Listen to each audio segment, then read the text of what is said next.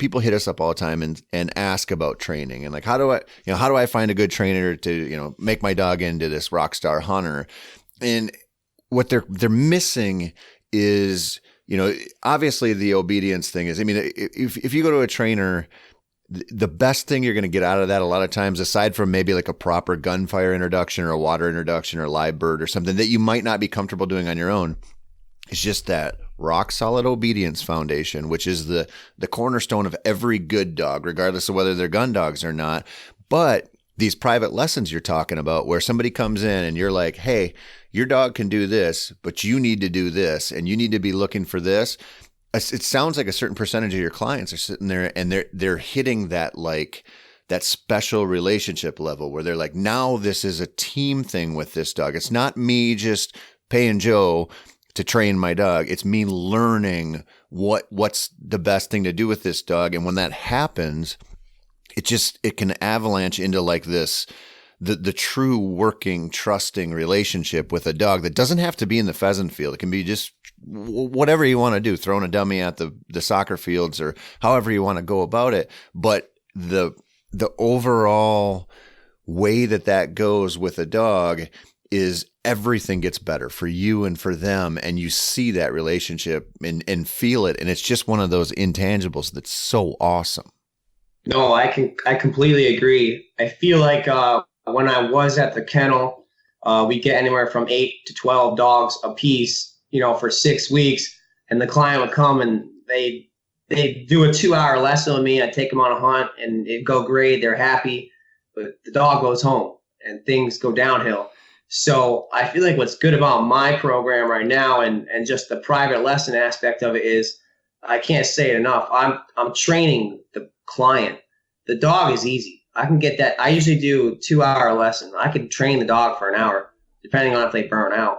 Mm-hmm. But I'm teaching that person to feel comfortable, confident to go home and keep up with this. And in the long run, they're training the dog. And then their next dog, they know how to train it. They got all the essential steps to train a dog. You didn't have to drop a dog off for $4,000 and then get a loaded gun back and not know how to handle it. You went step by step. You saw it. You saw how to problem solve. You got to see how that dog really learned from this program. It's a little different sometimes with certain breeds. The aggression's a little difficult. You got to get that out of most dogs, but it's, these clients are actually learning how to train their next dog, and that's what's important to me. What do you mean by that with the aggression statement there?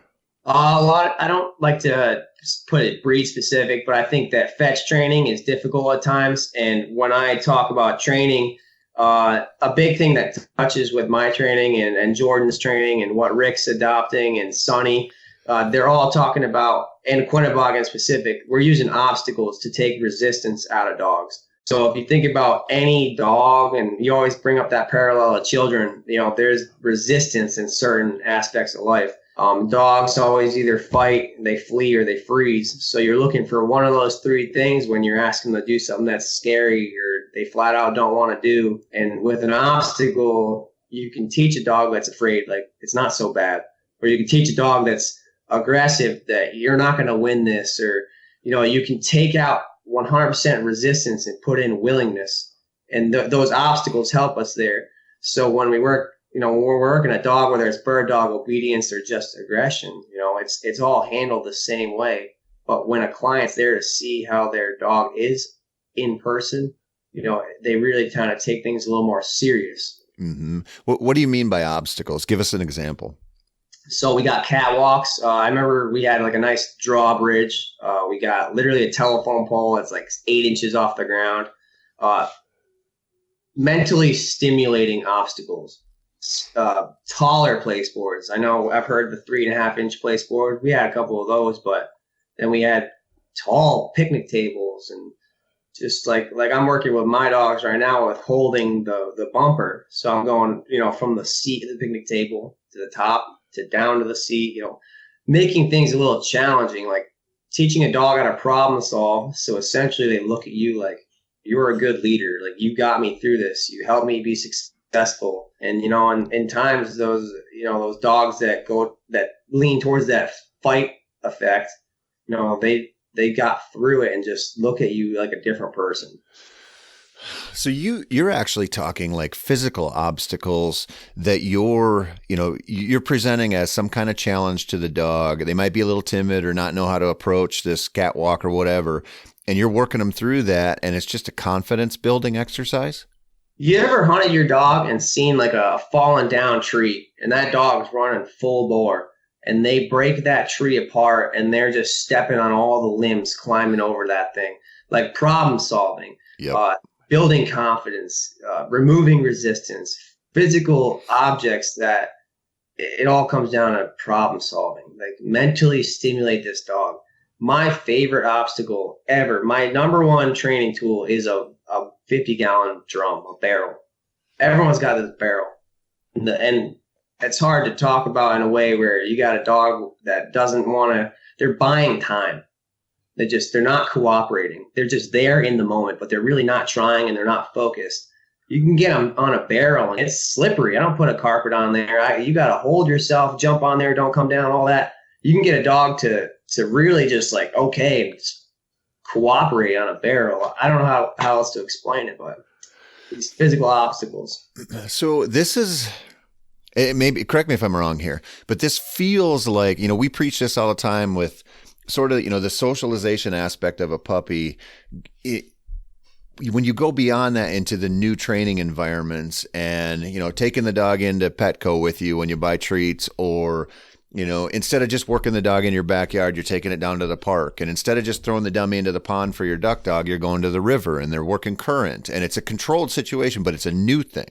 And that dog's sitting there going, well, You've put parts of this that I like the training dummy or the praise or however you want to do it.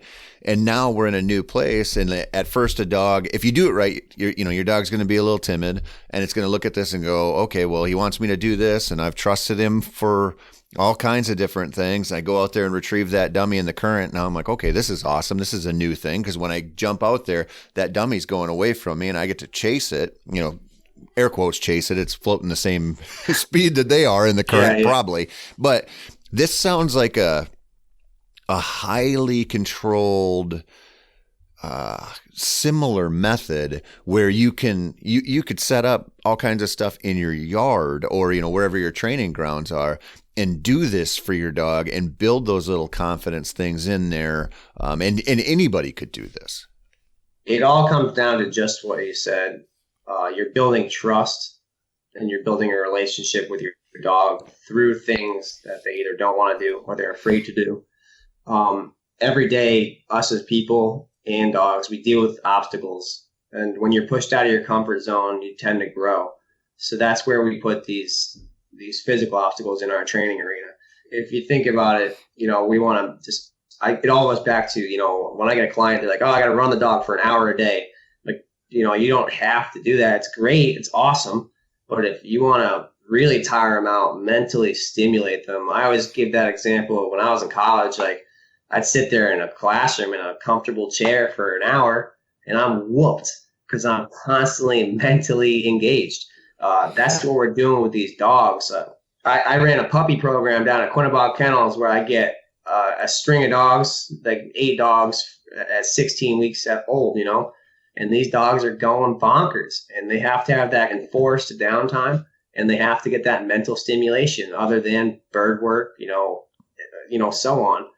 It's just keeping them mentally engaged. It's like a kid, man. Like if you don't give them something to do, they're going to find something to do. Sometimes they get themselves in trouble. Yep. Well, there's 2 parts to that. There's the mental engaged part where they thrive off the challenge. I mean, they just do. And I think a lot of times we think, okay, well, this puppy doesn't have any, mental bandwidth to work with. So I'm not going to work with it. It's not there yet, which is silly. And then the physical thing, which is what they're just going to do. They just run. They're just like kids, like you said. And if you combine the problem solving and the mental challenges with some physical, that's like the best thing possible because they want to do that physical stuff and they need the mental stuff. No, I agree. I'm sure we've both seen a dozen plus dogs that don't know how to chill out, relax, and observe, think. if you, I mean, Rick always said, control the head. You Yep. get a dog's head still, the dog will be still. So if you think about it, like all these, everything's related in a way. Obstacles, not just running, but mental stimulation. Everything we're doing is be still. Pay attention.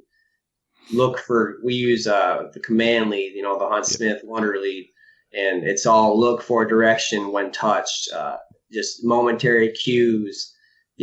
Obstacles are scary. You got a dog on a catwalk, they're going to run through it, try to get it done as fast as they can. Like, all right, I did it. But you want them to go through it step by step, slow, perfect, only move when I ask you, build that confidence. Yeah. Little things like that. It just puts you in a leadership position when you're using obstacles like this. Yeah. And what it really reminds me of, or what it makes me think of, is we are exposed to dogs doing awesome stuff all the time. I mean, you can find dogs that love to surf, or dogs that love to, like parachute with their owners and skydive and crazy stuff. And when you see, or in our world, just that rock star dog that knows how to hunt, just has it down. And when you see the end result, it's like just human nature to kind of dismiss the amount of time it took to get there and the amount of little steps. And, I think you and I talked about this yesterday where, we kind of want this instant gratification. We want, if my dog sucks, I want to take it to Joe and I want him to fix it.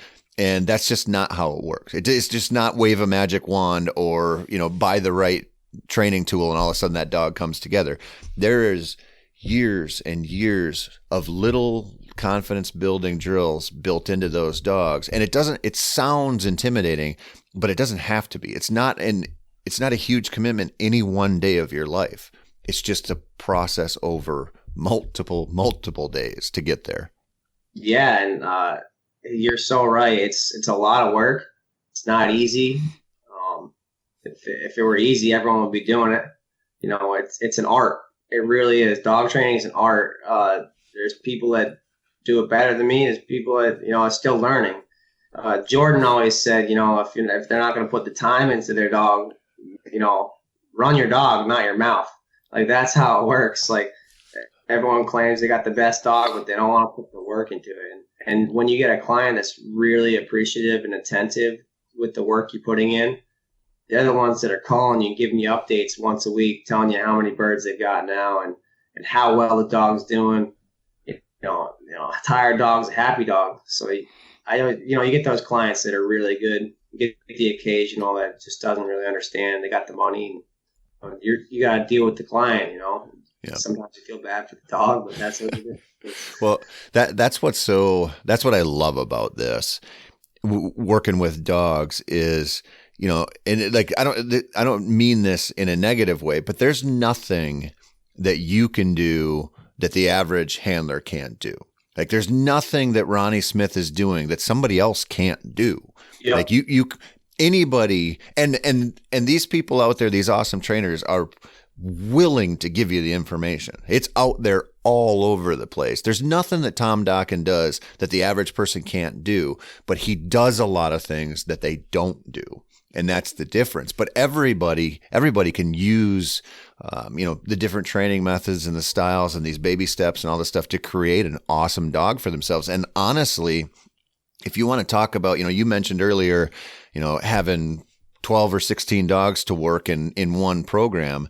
If you've got one dog to work and it's yours, you have a better opportunity to put more time into that than a professional trainer does because they're working lots of dogs and they have good methods for efficiency and getting where they need to with a wide range of dogs and handlers. But if you've just got this puppy and you're like, how do I make this sucker hum?